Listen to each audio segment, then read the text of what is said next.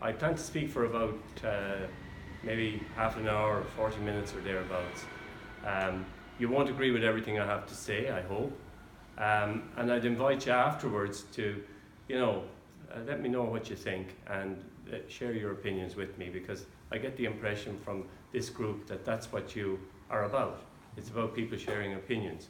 It's not about anything autocratic coming from on high, as if I have some special insight into the cultural legacy of Irish Catholicism. I have opinions, but I wouldn't say I have any particular insights. Solín mentioned some of the work I've done with Eugene O'Brien, and it was a number of years ago that we decided we'd like to examine what was the cultural legacy of Irish Catholicism from the visit of Pope John Paul II in 1979 up until the present day. As you can imagine, that was a fairly seismic few decades in the history of Irish Catholicism. We were university students back in 1979, and I still recall the horror of my mother at my refusal to attend the papal mass in the Phoenix Park. She never stopped reminding me that I had missed a historical moment, and she was right, as she always tended to be. It's a great regret that I wasn't there. And I didn't go either when Pope Francis came. I'd intended to, but the weather was a bit like tonight, so I said, hell, I'll watch it on the television, you see more there.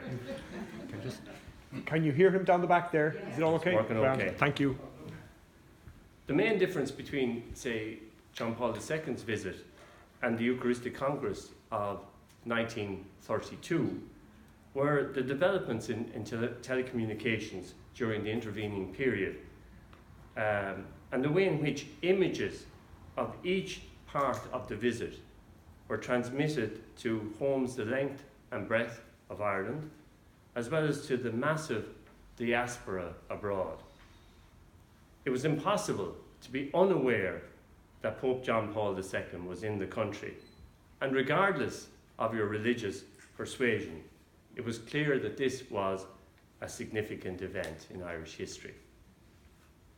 Having witnessed such an apparently sincere demonstration of religious devotion makes this, I suppose seismic is an overused word, but it is that waning of Catholicism as a guiding force in Irish people's lives in recent decades all the more difficult to fathom.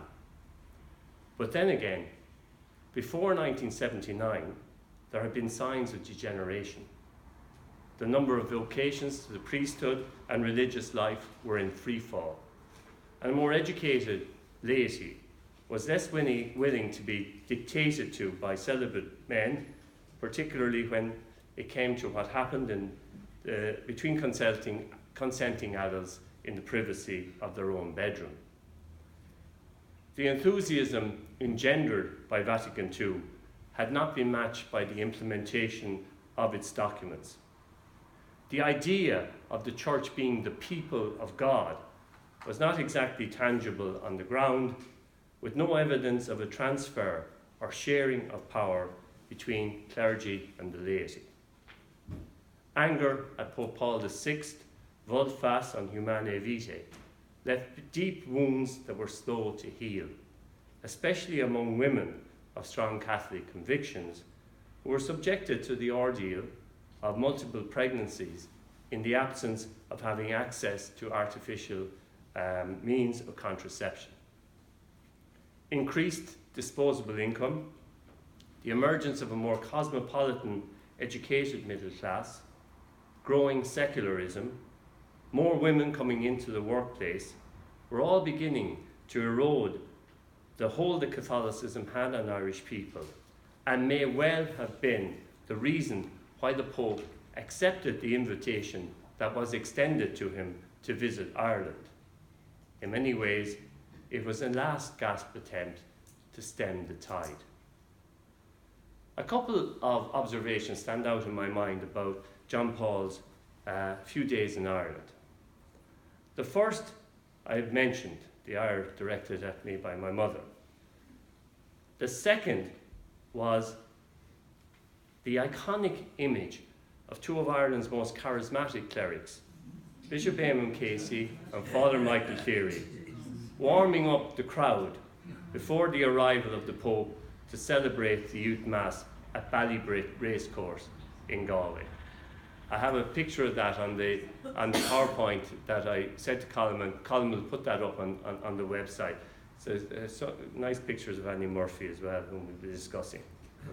It would subsequently be revealed that both of these men had fathered children, with Annie Murphy and Phyllis Hamilton, respectively, while continuing in their clerical apostolates.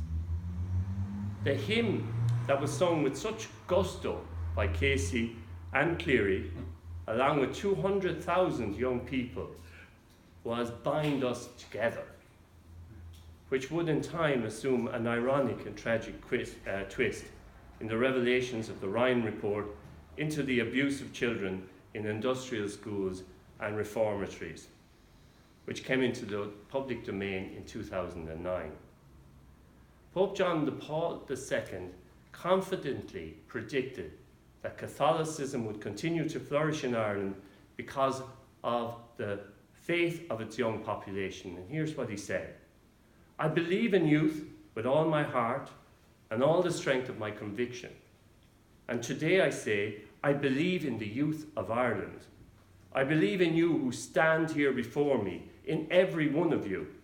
When I look at you, I see the Ireland of the future. Tomorrow you will be the living force of your country. You will decide what Ireland will be. Tomorrow, as technicians and teachers, nurses or secretaries, farmers or tradesmen, doctors or engineers, priests or religious, tomorrow you will have the power to make dreams come true." The prediction was to prove accurate, but not in the way the pontiff had envisaged, as we shall see. Around the same time as the Pope was declaring, "Young people of Ireland, I love you," a Rosminian brother was using the occasion at the Industrial School of Ferry House, Clonmel, County Tipperary, for more nefarious purposes, as is revealed in the Ryan Report.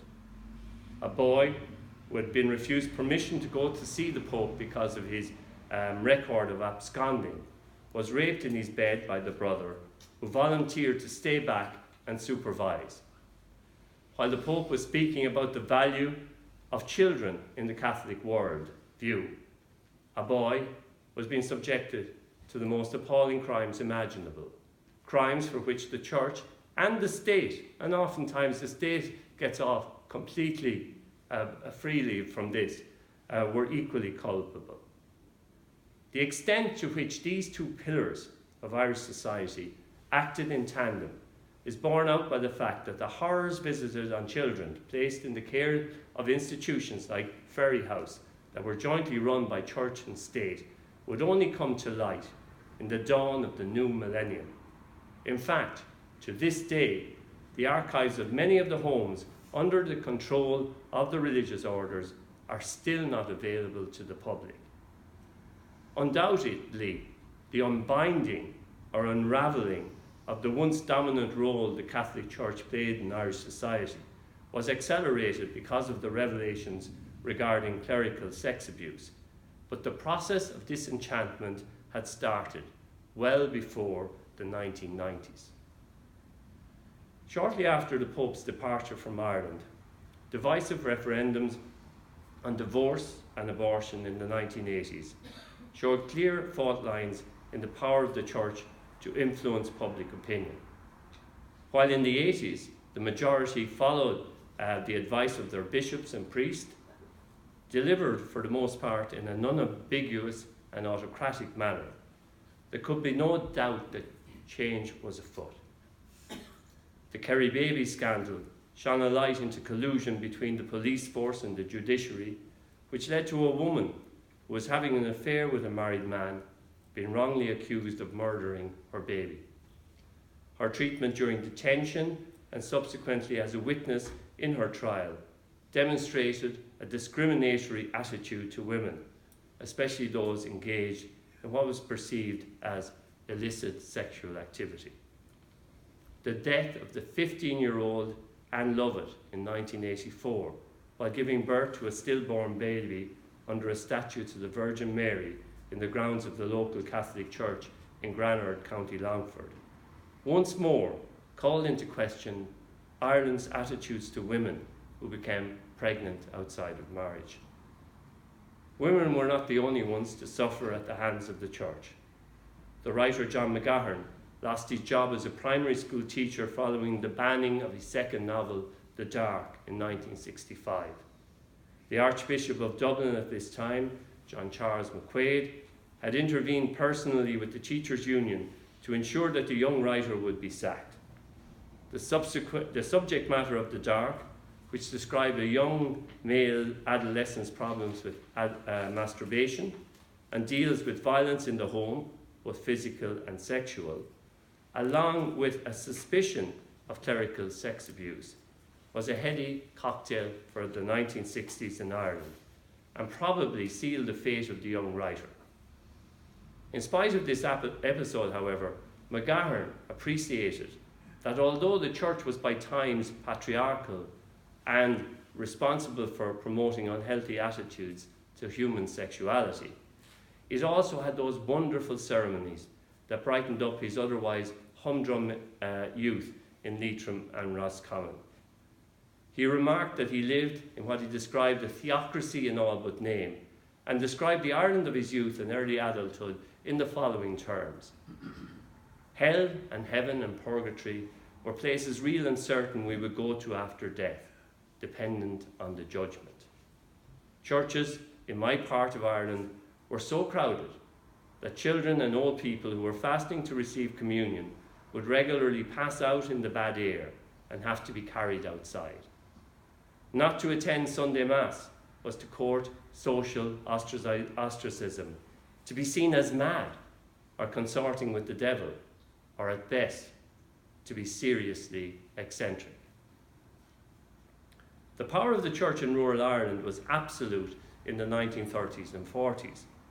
However, the introduction of free secondary education in 1967, the impact of television, and the images it beamed into Irish homes of more liberal lifestyles and behaviour, higher disposable income, access to foreign travel, membership of the European Economic Community, all contributed to creating an increasingly secular and outward-looking society. By the time of John Paul II's arrival, weekly mass attendance was still extremely high by European standards, but the times there were definitely a change in. Irish Times journalist Patsy McGarry captures how a new breed of Irish Catholic was emerging in Ireland at that point. This is a quote from Patsy. This was the generation that would soon lead the so-called moral civil wars of the 1980s, 90s and beyond in Ireland, favouring freely available contraception, decriminalisation of homosexuality, availability of divorce, same-sex marriage, and availability of abortion services. McGarry covers a multitude in these lines. Contraception became freely available in the Republic of Ireland in 1985. A decade later, in 1995, divorce was made legal by a slim majority.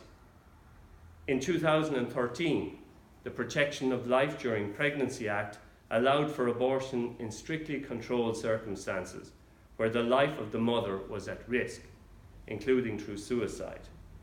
In May 2015, the right to marry was extended to same-sex couples. And finally, in 2018, a referendum on the repeal of the 8th Amendment, legalising abortion in limited circumstances, was carried by a significant majority. So what, you might say? Well, the point is that the Church was strongly opposed to all these measures, but they were passed nevertheless, with 65% voting in favour of same-sex marriage. Such developments would have been unimaginable in 1979. The clerical abuse scandals also cast a very dark cloud over an institution whose officers were quick to condemn members of the laity who strayed from the strict guidelines in relation to sexual continence, but who reacted differently when their brother priests were found guilty of criminal and sinful behaviour with minors. People began to draw the conclusion that there was a significant gap between the message they preached and the lives some of their number led. Of course, when I'm making comments about the church and the priests and hierarchy, I'm not talking about all priests, I'm not talking about all members of the hierarchy, I'm talking about actually a small number. But when we think of church, we often think of the top tier. I think that's one of the problems, and we are church. We're meant to have been church after Vatican II, but I don't think that we were allowed to be church. And I think at this stage it's time that we took up the batons and became part of the institution if we wanted to survive into the future. There's no one single factor that be considered the trigger that spawned disillusionment with the Catholic Church and its teachings. However, a few television documentaries in the 1990s brought to the surface some sordid aspects of Irish Catholicism. In November 1994, RTE devoted a special edition of the Tuesday File to the issue of clerical sex abuse and included an interview with a victim of the notorious Father Brendan Smith, who would eventually be found guilty of several counts of paedophilia in both Northern Ireland and the Republic. These programmes put clerical sex abuse into the public sphere, thus loosening the strong bond that had existed between Irish people and the Catholic Church. A number of clerics came before the courts as victims who had often blocked out memories of abuse, now found the courage to come forward. Names such as Father Ivan Payne, Father Sean Fortune, Father Paul McGuinness, and the aforementioned Father Brendan Smith became part of a never-increasing list of serial abusers. And there was far worse to come. The beginning of the real crisis for Irish Catholicism was Mary Raftery's trilogy of documentaries, States of Fear, broadcast on the 27th of April and the 4th and 7th of May 1999, in which sexual, physical and psychological abuse across a range of industrial schools was brought into the open in a compelling way. It was not possible to excuse what happened to the children in these institutions by pointing out the different norms of behaviour in Ireland at that time. In the wake of the revelations contained in States of Fear, the then Taoiseach, Bertie Ahern, apologised to all victims on behalf of the state. The Commission to Inquire into Child Abuse was established a year later and delivered its report in May 2009. Unfortunately, it came far too late for Peter Tyrrell, who had spent years in Letterfrack, one of the most infamous industrial schools. Frustrated by the way in which his complaints about what had happened to him were ignored by politicians and healthcare workers, Tyrrell burnt himself to death in Hampstead Heath, London, in 1967. His correspondence with a civil rights campaigner, Senator Owen Sheehy Skeffington, was discovered in an archive by Diarmuid Whelan and published as a memoir, Founded on Fear, in 2006. In his introduction, Whelan makes a valid point with regard to who should be held to account for the exceptionally harsh treatment of children in the industrial schools. I'm quoting from the introduction. Although it may in some cases be laid at the feet of certain individuals, and though we are happy to point at the religious orders, it is clear that it is not exclusively the fault of either. Tyrrell's text shows the extent to which the goings-on of Letterfrack were well known in the community, and in some cases were carried out by lay persons. In Ireland, there was a tendency to look the other way when it came to reporting incidents of severe violence. This is because corporal punishment was widespread in schools and homes at the time. So when Christian brothers, teachers or parents beat children or deprived them of food or generally treated them in an inhumane manner, most people did not blink an eye. Tyrrell's misfortune was to be born at a time when nobody was prepared to accept his exposure of a hidden Ireland.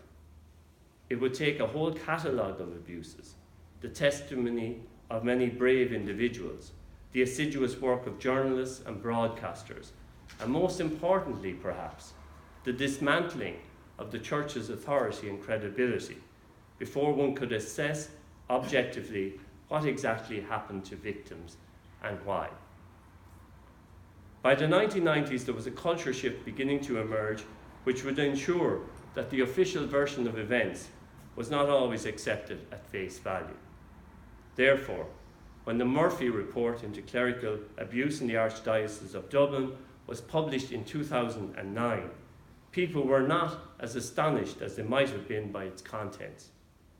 Once more, this report had its origins in a television documentary, this time the RTE primetime programme, Cardinal Secrets, which investigated cases of clerical sex abuse allegations in the Catholic Archdiocese of Dublin. By the time Judge Eamon Maher published her report, journalists and commentators were quick to point to an unhealthy deference among Irish people when it came to the Catholic Church. Fintan O'Toole pointed out that for far too long the relationship was an abusive one.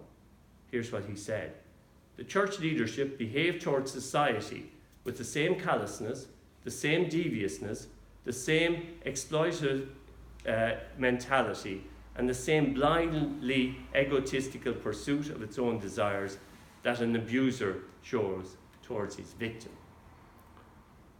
There is discernible anger in comments such as these, born perhaps out of a frustration with an institution whose leaders consider themselves above the law. In a famous TV interview, for example, Cardinal Desmond Connell admitted to having recourse to mental reservation when dealing with complaints about abusive priests. This allowed him to withhold important pieces of information when he deemed it necessary. The ploy was brought to light when the Cardinal stated publicly on one particular occasion that the Church did not provide a financial settlement for any victims of clerical sex abuse. His exact words were, "Diocesan funds are not used for such purposes," which hid the fact that they had been used for such purposes in the past. Such casuistry damaged the moral authority of the Church and showed the extent to which they were determined to protect the institution at all costs.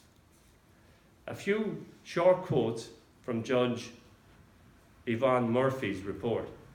I wonder, is it any way surprising that the judge was Eamon Maher, a woman, that she took the stance she did and she spoke as boldly as she did about what she had found. It underlines the web of deceit that characterises the Church's behaviour. I'm quoting from the report. "There was little or no concern for the welfare of the abused child or the welfare of other children who might have come into contact with the priest. Complainants were often met with denial, arrogance and cover-up, and with incomprehension in some areas. Suspicions were rarely acted upon." At another point, she stated that the Archdiocese had what she described as an obsessive concern with secrecy and the avoidance of scandal, and had little or no concern for the welfare of the abused child. Small wonder then, in the light of these findings, that the public reaction was one of disappointment and annoyance. That the ire was more directed at the Church than at the offices of the state can be explained by the fact that people, rightly or wrongly, expect higher standards of behaviour from priests and religious than they do from politicians, health workers, or the police. Moving priests who were known abusers from parish to parish, without a second thought as to the danger they posed to children, was a feature that particularly infuriated the public. Similarly, the attempts made by members of the hierarchy to cover up what had happened showed a distinct lack of empathy with the victims. by concealing crimes committed by priests, by generating a hostile atmosphere for victims and their families when they began to demand answers or compensation, by adopting a sympathetic and contrite attitude in public while privately doing everything possible to safeguard their assets.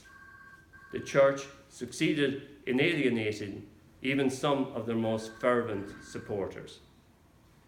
Writing in 1995, when he was still a priest, poet and writer John O'Donoghue captured how the Catholic Church in Ireland had arrived at an impasse. Here's what he said: "A religious system which immunizes itself against critical questioning becomes either dangerous or irrelevant. In a more uniform culture where it can dominate, it can be oppressive. In a postmodern and pluralistic culture, such a system becomes irrelevant and increasingly isolated. Once it has lost the authority of domination, it is dependent on the inner authority of its own truth. If immunized against reflection and critique, it is reduced to cliché and posture.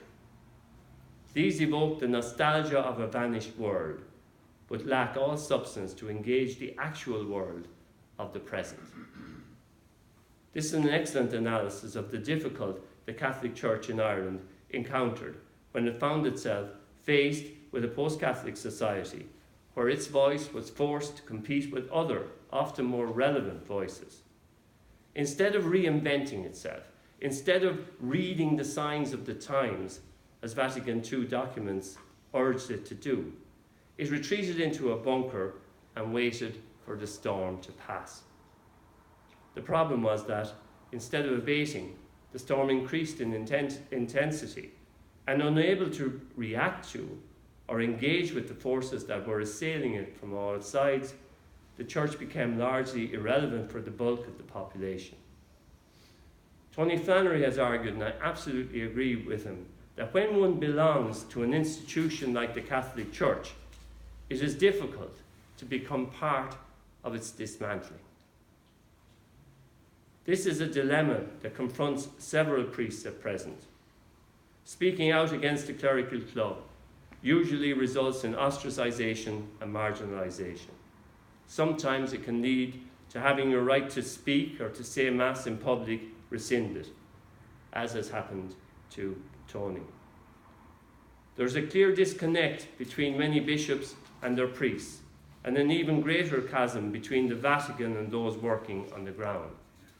It doesn't help either when the average age of diocesan priests in Ireland currently stands at around 65. The bishops do not appear to have any plan to tackle this shortage, other than to form parish clusters and to heap extra work on an already overstretched group of priests. Naturally, the thought of ordaining women priests is unthinkable under any circumstances. So for perhaps the first time in its recent history, Ireland needs to consider the prospect of how the needs of the 78.3% of the population who identified as Catholic in the 2016 census can be catered for in the future. How does one reconcile this figure of 78.3% with the claim made by many commentators that Ireland is a post-Catholic country? In 2013, for example, Archbishop Diarmuid Martin wrote an article entitled "A Post-Catholic Ireland?" that was published in America, the National Catholic Review. In it, he explained that one can fully define post-Catholic only in terms of the Catholicism that has been displaced. In other words, a post-Catholic society is one in which Catholicism still retains an influence in people's personal lives and in the public sphere. For the sociologist Gladys Gagnon, post-Catholic does not mean that the Ireland of Ireland was once Catholic and now is not. Rather, she believes that a dominant traditional form of Irish Catholicism is being displaced. This is the type of Catholicism that was a defining characteristic of Irish nationalism, and that enjoyed what another sociologist, Tom Inglis, described as a monopoly on the Irish religious market, exercised a strong influence over the political class, raised the status of celibate clerics to an unsustainably high level, while at the same time inspiring doubts about sexual behaviour outside of marriage, or indeed even within marriage, when the couple was not open to the possibility of conception.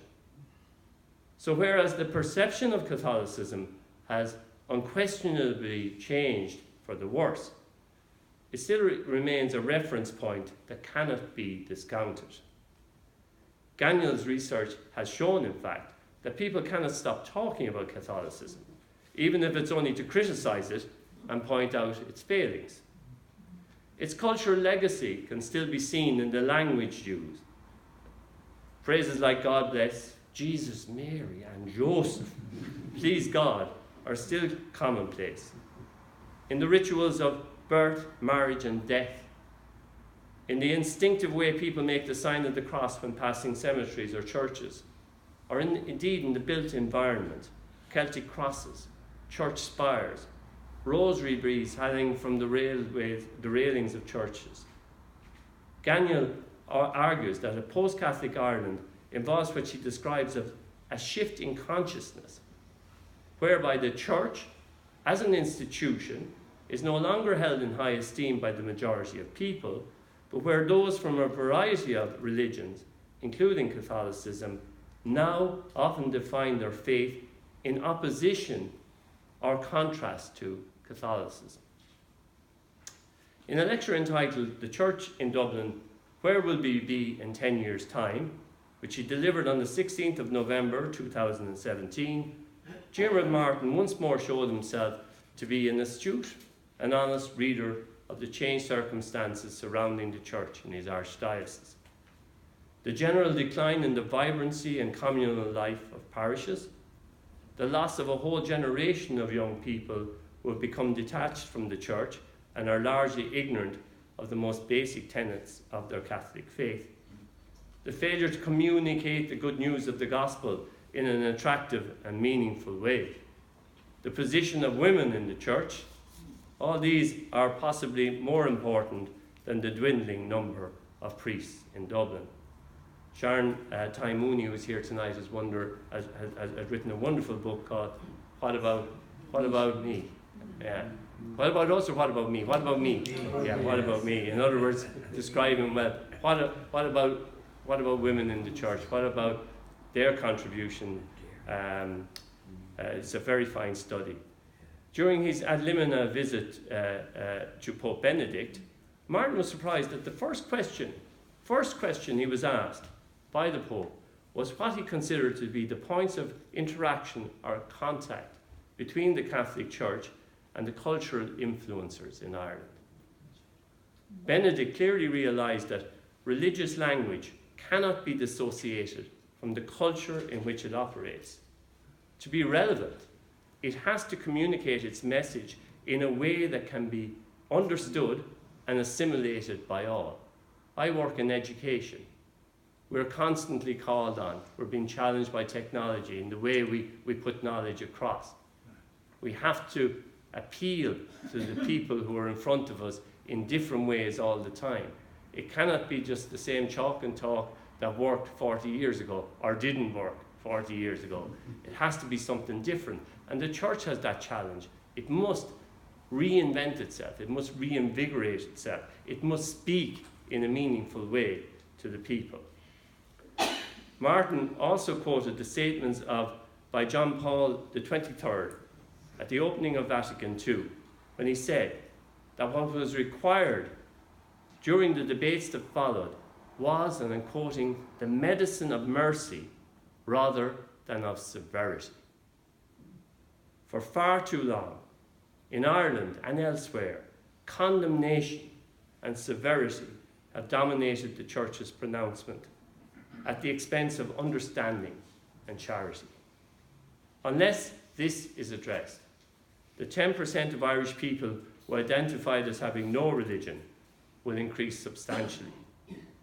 The visit of Pope Francis to Dublin for the World Meeting of Families in August 2018 revealed that even a charismatic figure like Francis, and he is charismatic, more charismatic in my view than John Paul II, does not guarantee a big turnout anymore.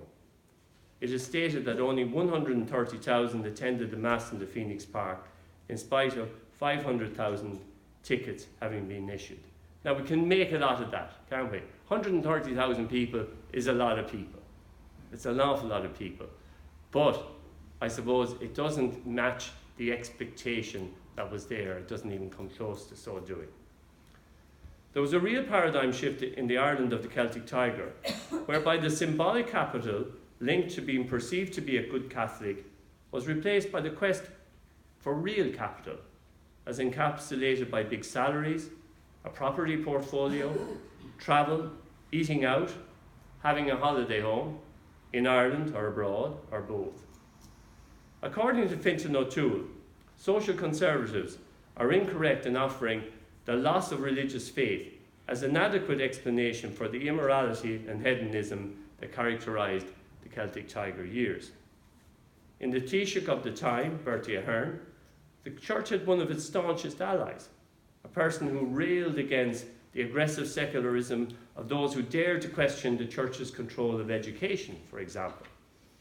The real problem with the decline in the church's authority, however, was that there was no real civic morality to take its place. O'Toole captures this succinctly and also in an amusing manner. The Irish had been taught for generations to identify morality with religion, and a very narrow religion at that. Morality was about what happened in bedrooms, not in boardrooms. It was about the body, not the body politic. Masturbation was a much more serious sin than tax evasion. In a mindset where homosexuality was a much worse sin than cooking the books, it was okay to be bent as long as you were straight, if you get it. In tandem with Irish culture's fixation on the unbridled pursuit of material wealth, there was a steady move away from the religious habitus that held sway for a number of centuries. In the opinion of Tom Inglis, Ireland went from a culture of self-denial to one of self-indulgence in the space of a few decades. Whereas heretofore, self-indulgence was considered a sin, at the zenith of the Celtic Tiger it became a sort of rite of passage, something that underlined one's freedom to do things that no longer held the stigma of sin. There were negatives, of course, attached to this philosophy that escaped the attention of many people, as Inglis points out. In the attempt to express and realise oneself through consumption, through discovering new goods, tastes, and pleasure, people ran the risk not just of becoming self-consumed, but of eliminating themselves through their addictions. It is worth recalling that one of the lasting legacies of the Celtic Tiger period was its emphasis on instant gratification, an attitude which is, of course, not without its dangers. Catholic guilt did fulfill some worthwhile purposes. It often served as a brake on extreme behaviour, like excessive drinking or unbridled hedonism. It preached a message of honesty, respect for others, moderation, fidelity within marriage, tolerance, all of which are vital to the creation of a wholesome community. In the introduction to an important essay collection, The End of Irish History, Critical Reflections on the Celtic Tiger, Colin Coulter describes how when travelling from the United States in 2001, he picked up a popular music magazine to read during the flight. He came across an advertising feature in which a young, attractive heterosexual couple, clothed in scanty bath towels, look into the camera with a bold self-confidence. They exhibit no shame about their bodies or the fact that they have just had or are about to have a sexual interlude. One of the many tattoos on the man's well-sculpted body declares his pride in Celtic script in being Irish. Coulter extrapolates from this. To be Irish is to be young, fun, fashionable, and above all, perhaps, belligerently sexual. Irishness has, in other words, become shorthand for cool. That shows the paradigm shift very well. The opposite to cool at this point in the Celtic Tiger, and subsequently for young Irish people in particular, would probably have been a declaration of one's Catholic beliefs. The examples cited by Coulter is a good illustration of the cultural shift that has occurred in the Irish psyche in the past few decades. From being worn for centuries as a badge of honour, Catholicism has now been largely relegated to the private sphere, if it plays any role at all in the lives of Irish people. The 20th of July 2011 is a key date in the history of Ireland's relationship with Catholicism. It was the occasion when the Taoiseach of the day, Enda Kenny, made a blistering attack on the Catholic Church in the wake of the publication of the Cloyne Report and the handling of clerical sex abuse in that diocese. The fact that the critical comments came from the leading politician of the state and a practicing Catholic made the impact all the more forceful. In a country where in the past it would have been an act of political suicide to criticise the hierarchy, where deference and obsequiousness to Rome were the norm, we were now treated to comments such as these. For the first time in Ireland, a report into child sexual abuse exposes an attempt by the Holy See to frustrate an inquiry in a sovereign democratic republic. The Cloyne Report, he said, excavates the dysfunction, disconnection, elitism, the narcissism that dominate the culture of the Vatican to this day. The rape and torture of children were downplayed or managed to uphold instead the primacy of the institution, its power, standing, and reputation. He went on to declare in slightly more flamboyant language that Ireland was no longer a country where the swish of a soutane smothered conscience and humanity, and the swing of Turrbal ruled the Irish Catholic world. Kenny's speech was a watershed in church-state relations. Whether or not all his claims were justified is open to question. But the almost universally positive response to his speech in Ireland showed how he somehow captured the feelings of the population at this time, their frustration with an institution that failed to live up to the high ideals that it preached. Shortly after Kenny's speech, the Irish embassy to the Vatican was closed. It has reopened since, which was a further severing of the link with Rome. The timing of the speech itself was important. It coincided with a time of anger at the banks, the lending agencies, the developers, the politicians, and all those associated with the collapse of the Celtic Tiger. The policy of austerity was biting, and scapegoats were being sought. The various tribunals had already revealed that politics and big business were aligned to an unhealthy degree. When the church too was shown to have had feet of clay, people turned away from it in their droves. So the cultural legacy of Irish Catholicism has therefore been hugely dented by all the developments I've detailed in this paper, and the institution is reeling as a result. However, Liam mentioned my friend, the French priest, writer Jean Sullivan, who lived from 1913 to 1980. He pointed out in his spiritual journal, Morning Light, as early as 1976, when the church's prestige diminishes, when freedom shatters various forms of hypocrisy, when priests, who for centuries have been under pressures that forced a large number to choose between a dishonest vocation and social disgrace, are able to make their own decisions a little more freely, when churches begin to recognize that they can no longer use their political weight to influence moral decisions, there are clear signs of a Christian renaissance, which obviously has nothing to do with social structures. In Sullivan's view, the church needed to find glory in its humiliation, to accept the loss of prestige and power as a sign that it had moved away from its original simple vocation to serve the poor and the meek in order to become just another global corporation. It is impossible to predict if the Church in Ireland will ever enjoy the huge loyalty and support it had in the past. All that can be said with certainty is that the cultural legacy of Catholicism in this country will be very different from what might have been envisaged in 1979. Nobody knows what the future will hold, but it is unlikely that Catholicism will disappear completely as a force in Ireland, nor would I wish it to do so. Its role will be far less influential, its numbers lower. Perhaps such a model is in conformity with what the founder of Christianity had in mind. He's often left out of the whole debate, isn't he? Exactly. A leaner, humbler, kinder, and more sympathetic institution, which would be characterized more by mercy than severity, just as John Paul the 23rd, this is a different man altogether. John the 23rd advocated in the 1960s. Thank you for your attention.